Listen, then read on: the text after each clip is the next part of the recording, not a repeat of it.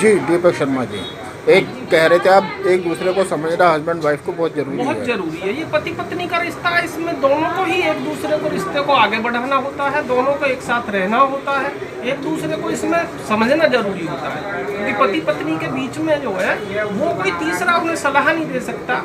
दोनों को सोचना होता है एक दूसरे को कि हमें अपने रिश्ते को कैसे आगे बढ़ाना, कैसे अपनी जिंदगी को चलाना। इसलिए पति पत्नी दोनों को बराबर इसमें हक अदा करना पड़ता है। कहीं आप ये तो नहीं कहना चाह रहे कि हस्बैंड और वाइफ एक ही गाड़ी के दो पहिया हैं? निश्चित तौर पर एक ही गाड़ी के दो पहिए हैं, दोनों को साथ चलना है, दोनों को आगे बढ़ना है और अपनी छोटी मोटी कमियों को दोनों को एडजस्ट करके, एक दूसरे को सम्मान करके, सहयोग करके तभी जिंदगी की गाड़ी आगे बढ़ पाती है।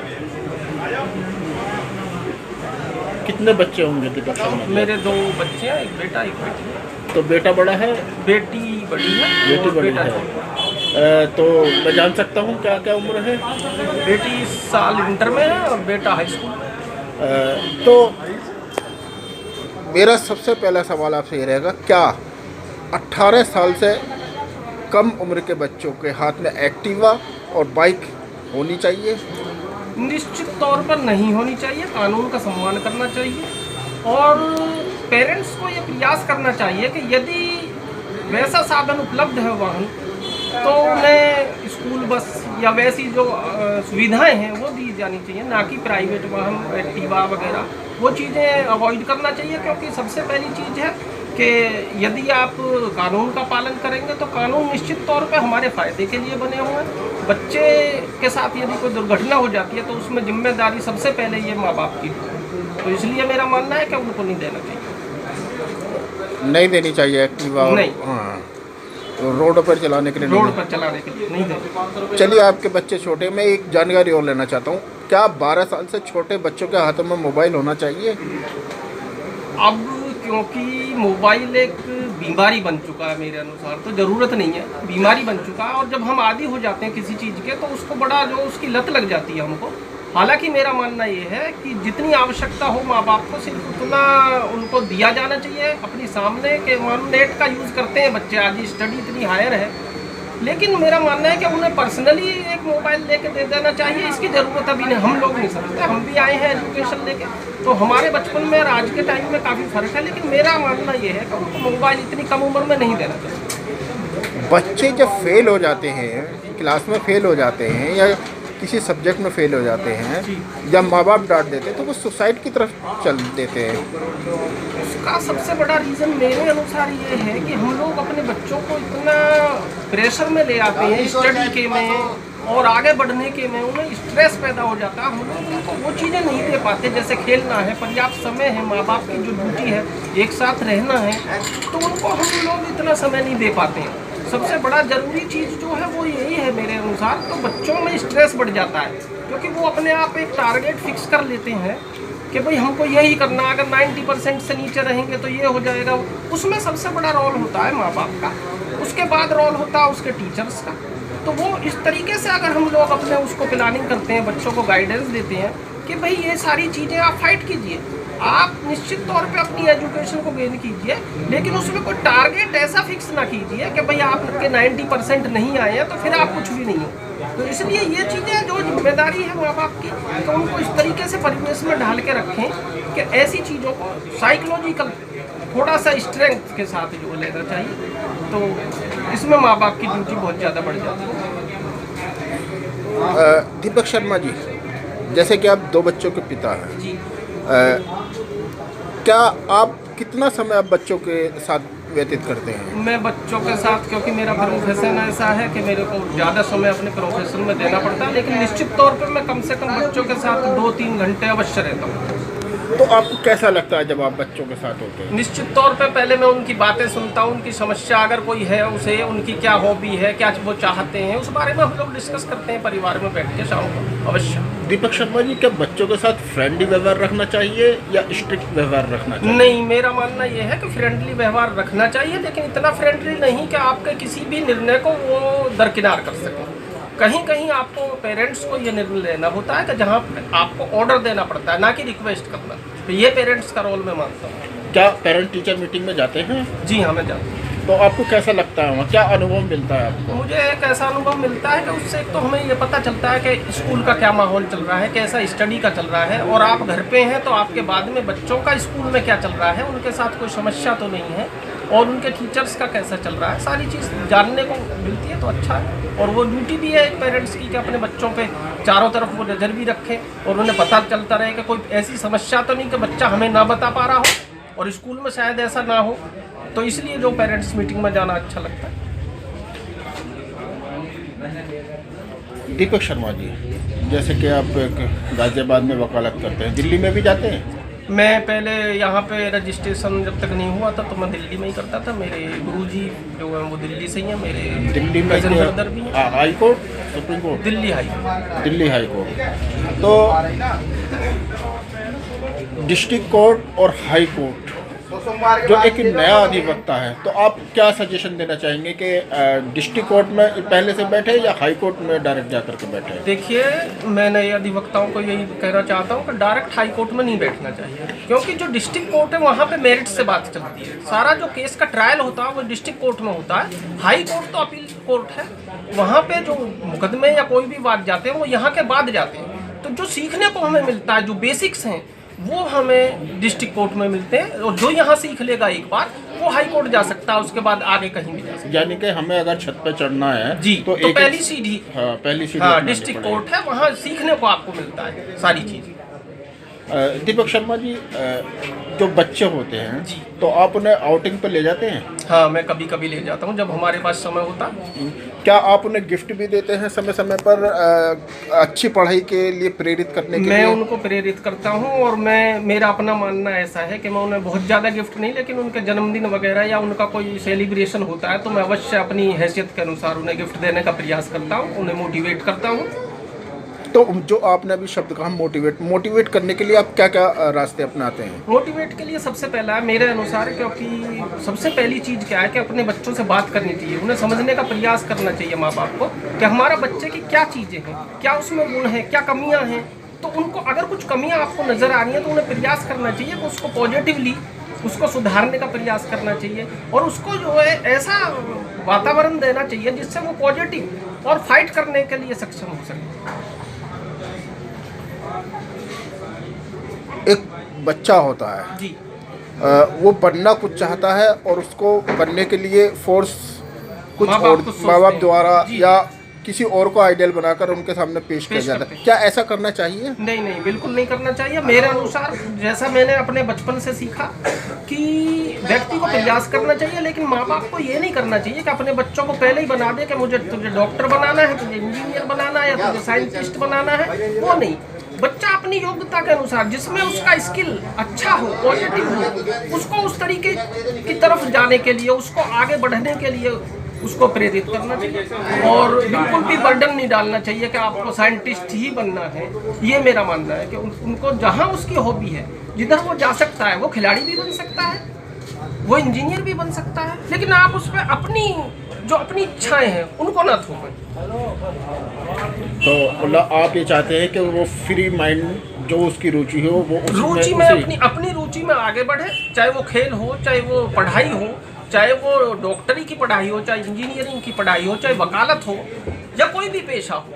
आज तो ऐसा टाइम चल रहा है कि अगर किसान के लिए भी कृषि भी करता है तो कृषि वैज्ञानिक वो कृषि को आधुनिक तरीके से कर रहा है, तो उसको भी हम नहीं कह सकते कि वो कुछ नहीं कर रहा है। तो इसलिए जहाँ उसकी हॉबी हो उसकी तरफ प्रेरित करना चाहिए। और दीपक शर्मा जी, अभी आपने कृषि और किसान का नाम लिया, तो उससे एक सवाल याद आया मुझे कि माता पिता अपने बच्चों से ये आकांक्षाएं रखते हैं, ये आशा रखते हैं कि मेरा बेटा डॉक्टर बनेगा, मेरा बेटा इंजीनियर बनेगा, मेरा बेटा पुलिस बनेगा, मेरा बेटा प्राइम मिनिस्टर बनेगा, तो कोई माँ बाप ये नहीं कहता कि मेरा बेटा किसान बनेगा।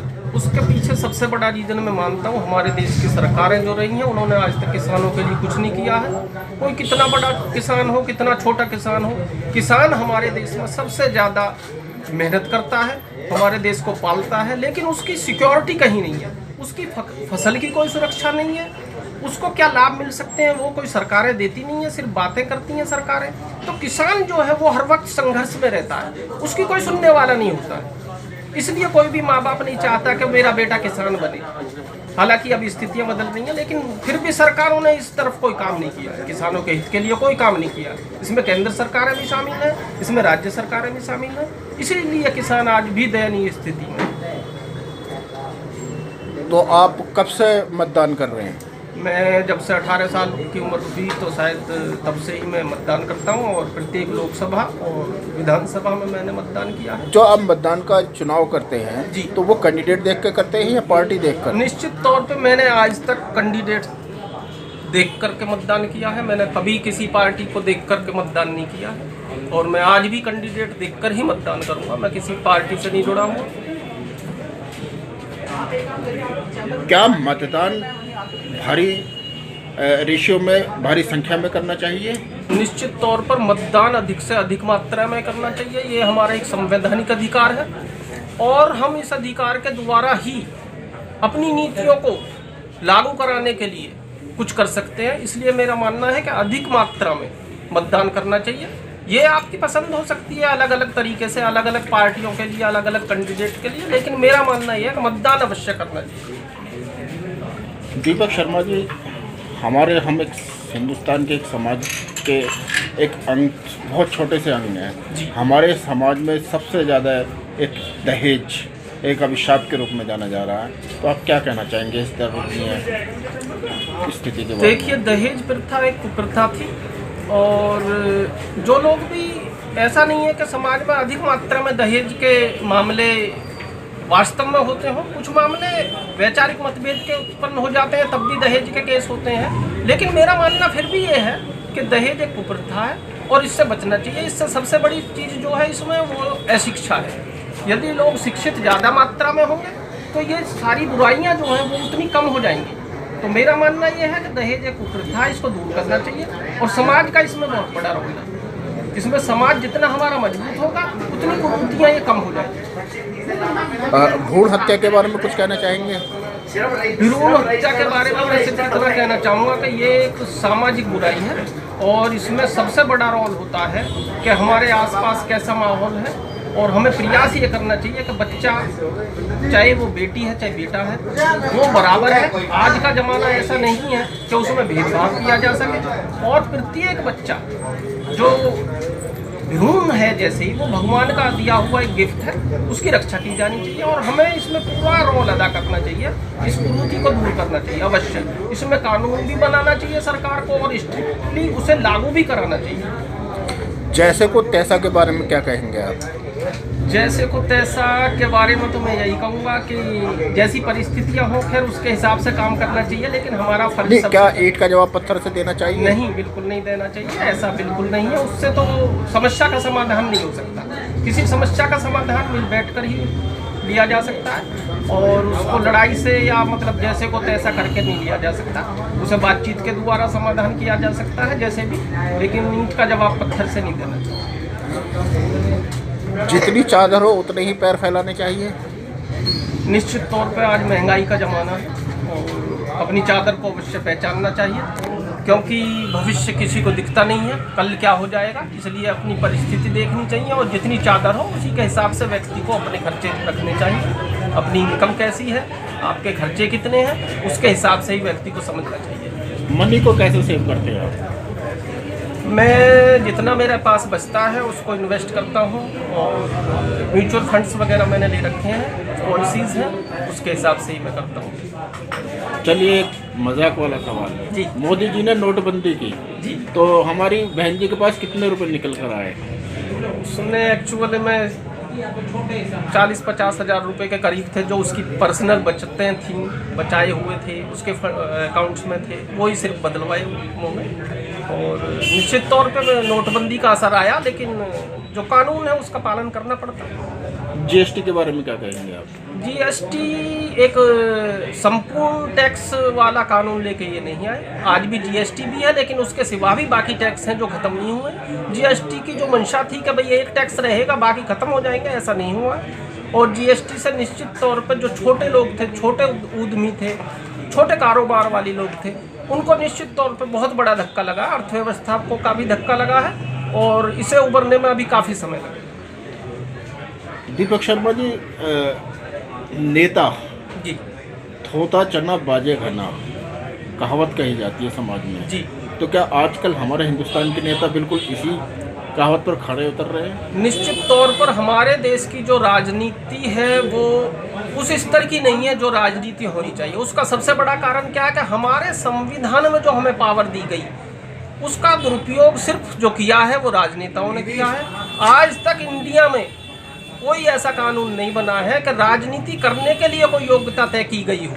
अगर ऐसी कोई योग्यता तय होती तो निश्चित तौर पर सिर्फ पढ़े लिखे, एजुकेटेड और जो वास्तव में राजनीति करके देश को आगे बढ़ा सकते हैं, जो देश की सेवा करना चाहते हैं, सिर्फ वो ही इस राजनीति में आते हैं। लेकिन आज के ज़माने में राजनेता सिर्फ बकवास करते हैं, सिर्फ लंबी लंबी बातें करने आते हैं। जिनको कुछ नहीं करना होता वो राजनीति में आ जाते हैं। इसलिए राजनीति का स्तर आज जनता की नज़रों में काफ़ी नीचे है। कौन से जिले में रहते हैं आप? मैं नोएडा में रहता हूँ, गौतम बुद्ध नगर। तो वहाँ के जो सांसद जी हैं महेश शर्मा, हाँ, इन 5 साल में कितनी बार मुलाकात हो गया? निश्चित तौर पर वो सिर्फ अपनी वोट मांगने के लिए मेरे यहाँ आए थे और उसके बाद उनके आज तक दर्शन नहीं हुए। हमारे हिंदुस्तान में जी जो रेलगाड़ियों के ट्रैक हैं जी, उन पर जो व्यक्तियाँ चलते हैं जी, तो उनके बारे में क्या कहना चाहेंगे आप? इसमें जागरूकता की कमी है, अज्ञानता है। हम लोग नहीं जानते कि कहाँ चलना है, कहाँ नहीं चलना है। हमारे देश की जो जनता है आज भी बड़ी इतनी ज़्यादा शिक्षित नहीं है कि जिन्हें पता हो कि भाई रेल ट्रैक पे क्या करना है, क्या नहीं करना है। तो मेरा एक यही सुझाव है कि उसके लिए जागरूकता अभियान सरकारों की भी जिम्मेदारी है, रेलवे की भी जिम्मेदारी है। आपने अभी कहा जागरूकता की ज़रूरत है, तो किस तरीके की जागरूकता की ज़रूरत है? मेरा मानना है कि इसमें रेलवे एक महत्वपूर्ण रोल अदा कर सकता है। कि जागरूकता ये वो स्थान स्थान पर ऐसे कोई विज्ञापन या कोई कार्यक्रम ऐसे आयोजित करें जिससे जनता में ये मैसेज जाए कि ट्रैक पर नहीं जाना है, उस पर कोई बैठना नहीं है, उस पर चलना नहीं है। तो ऐसे कोई कार्यक्रम इस्तेमाल किए जाए और रेलवे को एक फंड भी दिया जाना चाहिए अलग से, ताकि जो सेफ्टी है वो उसके लिए कुछ उसमें खर्च कर सके और ऐसे खुले में पब्लिक ना आए, पशु ना आए। इनसे जो है थोड़ा सा अलग तरीके का रेलवे ट्रैक को सेफ्टी करने के लिए कुछ कदम उठाने की जरूरत है। आप समाज को क्या संदेश देना चाहेंगे? समाज को मेरा यही संदेश है कि समाज में सबसे बड़ी चीज़ है एकजुटता। धर्म, जाति और ऊंच नीच इसको छोड़ना होगा, तभी हम वास्तव में शिक्षित माने जाएंगे। आज जो पुरानी सदियों से चली आ रही है हमारे यहाँ जाति प्रथा, धर्मवाद, व्यक्ति को ऊंचा नीचा मानने वाली, हमारे विकास में सबसे बड़ा रोड़ा वो है। नहीं, ये तो ट्रेन ने ख़त्म कर दी।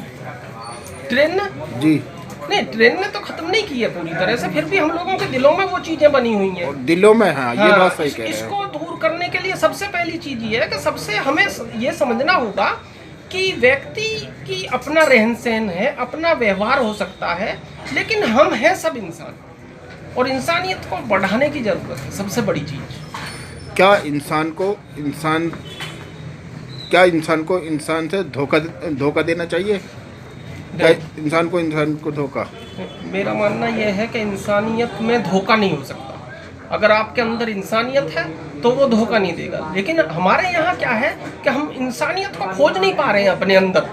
हम एक दौड़ में शामिल हो गए हैं, किसी ने किसी का झंडा उठा लिया, किसी ने किसी का झंडा उठा लिया, कोई किसी धर्म पे अपने पे घमंड करता है, कोई अपनी जाति पे कोई घमंड करता है। हम उसमें अभी घिरे हुए हैं। इस सब को छोड़ के हमें आगे बढ़ना है। दीपक शर्मा जी, क्या जातिवाद हिंदुस्तान की बहुत घिनौनी कृति? निश्चित तौर पर जातिवाद और धर्मवाद ये हमारे सारे समाज को पीछे भेजने का काम किया है इन्होंने। अगर हम ठीक है, हम जाति को नहीं छोड़ सकते, लेकिन हम उसको आगे रख के कोई गलत काम करें या उसके जाति का फायदा उठा के कोई काम करें तो वो मैं ठीक नहीं मानता।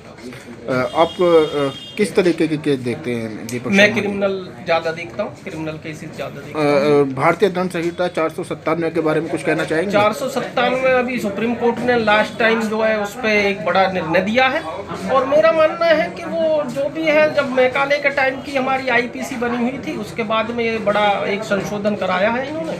और 497 अब क्योंकि स्थितियां बदल गई हैं, समाज की भी स्थितियां बदल रही हैं, तो हमें मेरा अपना मानना ये है कि हम इस 497 के सेक्शन के द्वारा आज हम पश्चिमी देशों की कतार में जाके खड़े हुए हैं। पोस्को एक्ट के बारे में क्या कहना चाहेंगे आप? पॉक्सो एक्ट बहुत ही अच्छा एक्ट और बच्चों की सुरक्षा के लिए, लैंगिक भेदभाव के लिए, उनके साथ कोई लैंगिक दुर्व्यवहार ना हो, उसमें ये एक्ट बनाया गया है और इसको सख्ती से लागू किया जाता है। और मेरा मानना है इससे काफ़ी बच्चों के लिए हमारे कानून में बदलाव आए हैं और उनकी सुरक्षा पे इस पे काफ़ी फायदा मिला है। 3/4 DP एक्ट के बारे में क्या कहना चाहेंगे? 3/4 DP एक्ट मेरा मानना है कि जो वास्तव में ऐसी घटनाएं होती हैं इससे संबंधित है उनको वास्तव में दंडित किया जाना चाहिए, लेकिन इसके पीछे एक निश्चित तौर पर जांच जो है वो अवश्य होनी चाहिए कि क्या वास्तव में ऐसी कोई डिमांड हुई है, क्या ऐसा अपराध वास्तव में हुआ है और किसने किया है। जो उसमें जिम्मेदार है सिर्फ उनके खिलाफ कोई आगे कार्रवाई होनी चाहिए। हमारे समाज में एक डर जी कि शादी से 7 साल पहले और 7 साल के बाद, तो आप क्या समझाना चाहेंगे? शादी से 7 साल बाद तक, अगर मेरा मानना यह है कि ये एक ऐसा पीरियड कानून में काउंट किया गया था कि 7 साल की जो अवधि रखी गई थी इसमें वो इसलिए रखी गई थी कि हो सकता है 7 साल तक परिवार, समाज और उसको समझ लेंगे दोनों एक दूसरे को, पति पत्नी, इसलिए ये 7 साल का उसमें समय दिया गया था कि यदि कोई ऐसा अपराध होता भी है तो वो इस अवधि में जो काउंट किया जाए। उसके बाद तो ये है कि नॉर्मल हो जाता है व्यक्ति, यदि आप साथ रह रहे हो तो फिर ऐसा अपराध या ऐसी कोई मांग होगी तो निश्चित तौर पे फिर वो जो है इतनी प्रभावी नहीं होगी। दीपक शर्मा जी, क्या हिंदुस्तान में वकील सुरक्षित है? निश्चित तौर पर मेरा मानना यह है कि हिंदुस्तान में आज जो समय चल रहा है उसमें वकील तो क्या कोई भी सुरक्षित महसूस नहीं कर पाया। आप हिंदुस्तान के महिलाओं के बारे में क्या कहना चाहेंगे? हिंदुस्तान की महिलाएं आज काफ़ी आगे बढ़ रही हैं, हर क्षेत्र में आगे बढ़ रही हैं। किसी भी क्षेत्र में आप चले जाइए, वैज्ञानिक हैं, डॉक्टर हैं और वकील हैं। और खेल में अभी मैरी कॉम ने देखिए 6ठी बार जो है गोल्ड जीता है, बड़ा गर्व है उसे, उसको देश को उस पर। और मैं मानता हूँ महिलाएं काफ़ी अच्छा कर रही हैं। एक फिल्म आई थी शाहरुख खान की, चक दे इंडिया जी। आमिर खान की फिल्म आई थी आमिर खान दंगल, और अक्षय कुमार की आई थी पैडमैन जी। और कुछ ऐसी फिल्में जो आपको प्रेरित करती हूँ? अच्छी फिल्में हैं, मैं काफ़ी कम फिल्में ही देखता हूँ, लेकिन मैंने वो अक्षय कुमार की एक टॉयलेट प्रेम कथा देखी थी और उसमें एक मैसेज था कि भाई जो खुले में शौच वगैरह के लिए जो सरकार की भी सोच है तो उस पर काफ़ी प्रयास किया गया था और उसको कॉमेडी टाइप से दिखा के और काफ़ी जो है एक मैसेज देने का प्रयास किया गया। तो स्वच्छता की तरफ हमें ध्यान देना चाहिए और जो हमारी फिल्में हैं वो भी अच्छी फिल्में जो समाज को कोई मैसेज देती हों, एकता का और स्वच्छता का, किसी भी चीज़ पे वो अच्छी फिल्में हैं, वो अच्छी, मैं उनका जो सम्मान करता हूँ। हमारे हिंदुस्तान में सरकारी स्कूल भी हैं जी। तो प्राइवेट स्कूल भी हैं, तो क्या कहना चाहेंगे आप दोनों?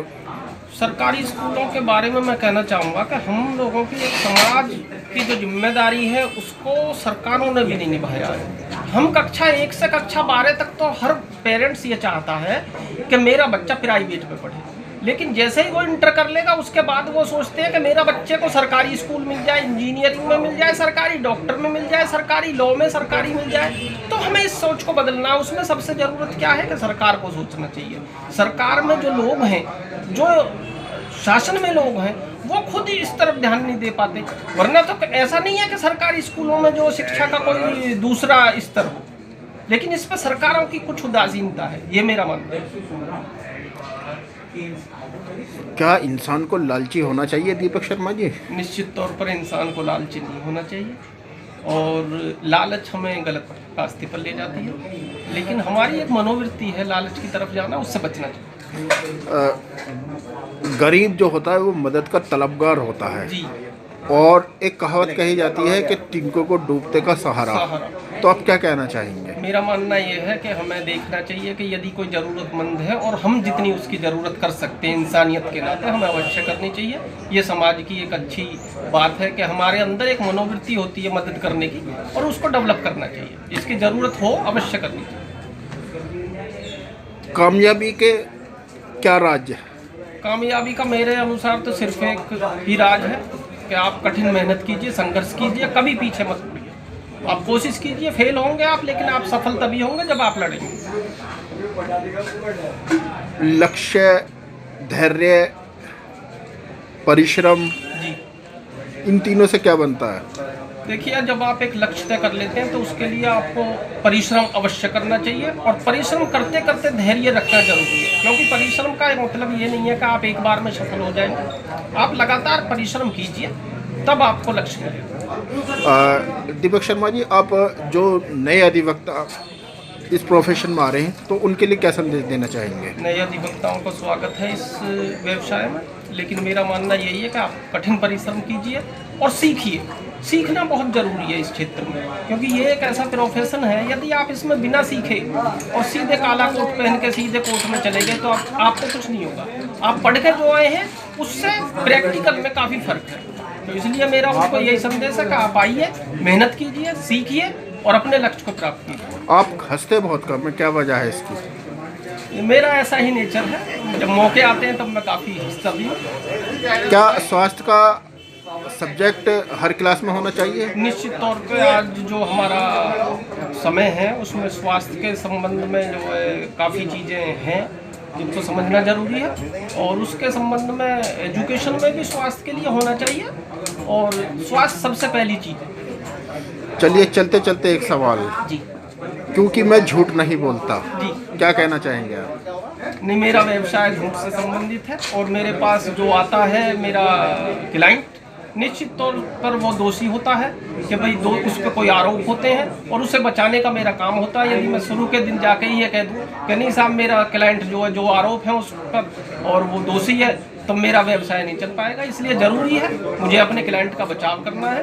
तो जहाँ आवश्यकता है वहाँ आप प्रयास कीजिए, अपने व्यवसाय से सच्चाई बरतने के लिए आपको थोड़ी सी झूठ बोलनी पड़ेगी। सनी देओल का एक डायलॉग बहुत मशहूर है हिंदुस्तान में, तारीख पर तारीख, तारीख पर तारीख, तो क्या कहना चाहेंगे आप? देखिए, इसमें मैं मानता हूँ कि इसमें अवश्य कुछ जजों की कमी है हमारी न्याय व्यवस्था में, क्योंकि उनकी इतनी मुकदमों की तादाद बहुत अधिक है और जजों की संख्या काफ़ी कम है।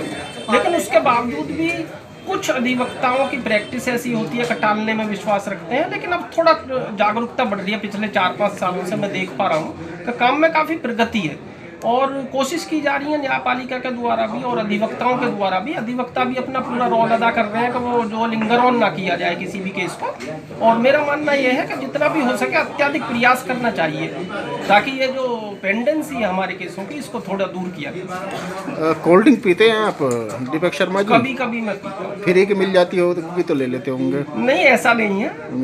कभी गर्मी के मौसम में यदि होता है तो मैं तो क्या आपको लगता है कि हमारे समाज में कोल्ड ड्रिंक होनी चाहिए? नहीं, मेरा मानना यह है कि जो स्वास्थ्य के लिए हानिकारक चीज़ें हैं इनका ज़्यादा उपयोग नहीं करना चाहिए।